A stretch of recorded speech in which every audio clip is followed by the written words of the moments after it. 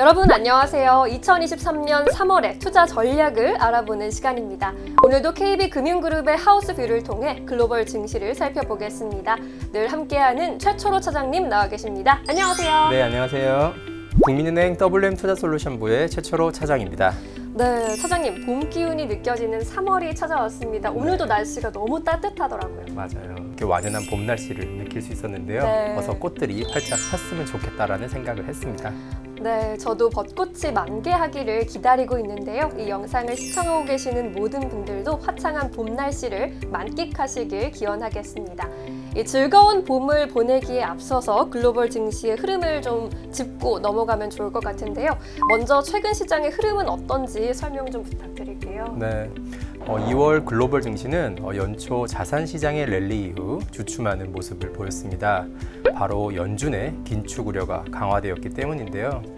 연준의 긴축 우려가 재차 강화된 이유는 CPI나 PCE 등 주요 물가 지표가 예상치를 상회하면서 인플레이션이 당초 예상보다 빠르게 둔화하지 않을 가능성이 높아졌고 또 고용 지표가 여전히 견조한 모습을 보였기 때문입니다. 아울러 일부 연준 위원들은 50bp 인상의 필요성을 언급하는 등 매파적 발언을 이어갔고 이러한 우려로 금융시장은 국채금리가 재차 급등하고 주식시장은 조정 흐름이 나타나게 되었습니다. 네, 그렇습니다. 최근 연준의 긴축 강화 우려가 높아진 점에 대해서 자세히 설명해 주셨는데요. 차장님, 긴축 우려가 현재 글로벌 증시 리스크 요인으로 작용하고 있죠. 그렇다면 앞으로 어떻게 전개될지 추가적인 설명도 좀 부탁드리겠습니다. 증시의 흐름부터 먼저 말씀을 드리자면 시장은 당분간 물가 지표의 결과를 통해 인플레이션 둔화 여부에 주목하며 변동성이 이어질 수 있겠습니다. 또한 연준의 긴축 우려가 강화되면서 최종 금리 전망도 5%에서 5.25% 수준 혹은 그 이상으로 상향 조정될 가능성도 존재하고 있고요. 하지만 글로벌 증시는 연준의 긴축 강화 우려에도 불구하고 다행히 제한적인 낙폭을 보이고 있는데 고용 지표의 호조와 더불어 주요 경제 지표가 여전히 견조한 모습을 나타내면서 경기 침체의 우려는 다소 완화되었기 때문입니다. 따라서 글로벌 증시는 물가 지표나 고용 지표 등을 주시하면서 3월 21일에서 22일에 예정된 FOMC에서 연준의 스탠스를 확인하기 전까지는 당분간 변동성 흐름이 이어질 수 있겠습니다. 네, 그렇군요. 올해 연준의 긴축 강화 리스크에 대해서 짚어보았습니다. 말씀해 주신 대로 물가 지표의 흐름을 잘 관찰해 보아야겠습니다. 차장님, 그렇다면 이번 달 KB금융그룹의 하우스뷰에는 어떤 변화가 있었을까요? 네, 2023년 3월 KB하우스뷰는 전월 대비 변화가 없습니다. 예. 지난달 주식자산군과 채권자산군 대부분이 장단기 투자 매력도가 한 단계씩 상향되는 큰 폭의 변화가 나타났고 네. 이번 달에도 그 전망이 유지가 되고 있는데요. 글로벌 금융시장의 불안 심리가 연준의 긴축 강화 우려로 재차 높아지고 있지만 자산군 전망이 여전히 긍정적이라는 점에 주목할 필요가 있겠습니다. 따라서 최근 불확실성이 다소 높아졌지만 올해 하반기 이후 회복을 기대하는 기존의 전망이 여전히 유효하다고 볼 수 있겠습니다. 네. 그리고 2월 한 달간 자산군의 수익률을 살펴보았는데요. 다소 특징적이었던 점은 유럽 증시의 수익률이 소폭 상승세를 기록하며 가장 높은 수익률을 기록했다는 점입니다. 네.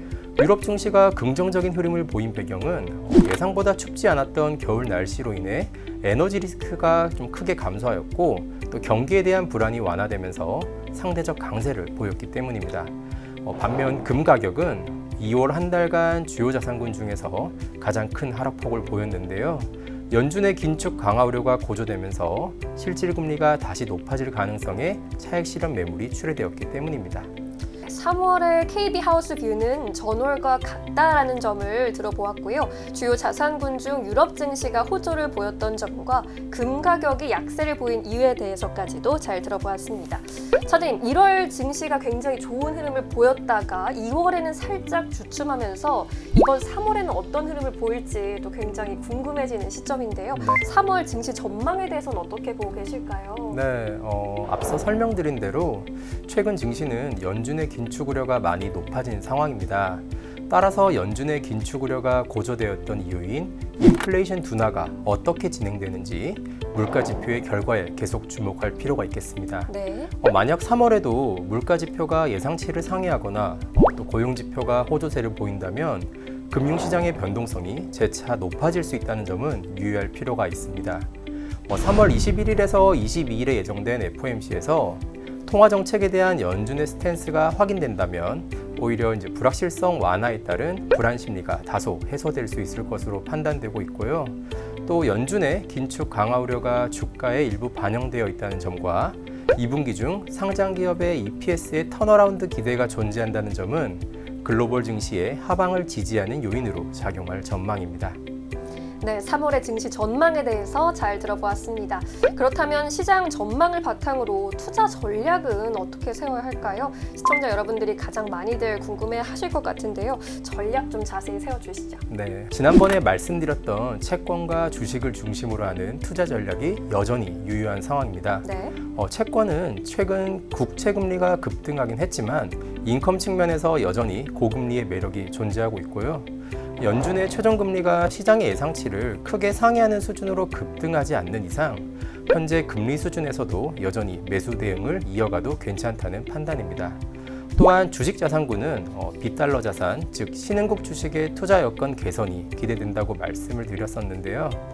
최근 달러화 약세가 주춤하지만 유로화나 엔화 등 주요국 통화의 강세로 여전히 완만한 하락 기대가 존재하고 있다는 점에서 긍정적 시각을 유지하고 있고요.